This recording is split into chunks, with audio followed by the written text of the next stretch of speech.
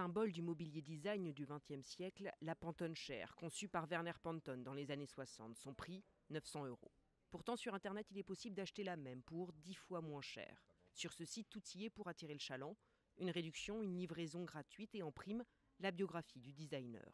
Une mascarade qui n'échappe pas à cette professionnelle. Vous voyez, on a ici le prix original du designer à 1100 € et on arrive à 259. Alors ils le font en tissu, c'est intéressant, c'est une version qui n'existe pas. En France comme pour la Pantone, seul l'éditeur Vitra a les droits pour fabriquer et vendre cet autre modèle. Tous les autres sont des faux. Les fabricants chinois s'assurent une virginité en installant des sites de vente en ligne en Angleterre, de sorte que le consommateur ne pense pas acheter un produit chinois. Premier fabricant de meubles au monde, la Chine détient également la palme d'or de la contrefaçon. Mais pour un œil avisé, il y a des signes qui ne trompent pas. Sur chaque original, un numéro de série, le logo de l'éditeur et souvent la signature du designer. Mais reconnaître une copie est une chose, mettre la main sur son auteur en est une autre. Quand vous avez obtenu la condamnation, il est extrêmement difficile de l'exécuter.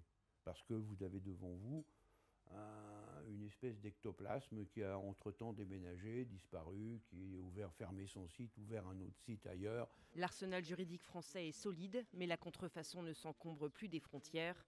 D'ailleurs, le trafic de faux représente 10% du commerce international.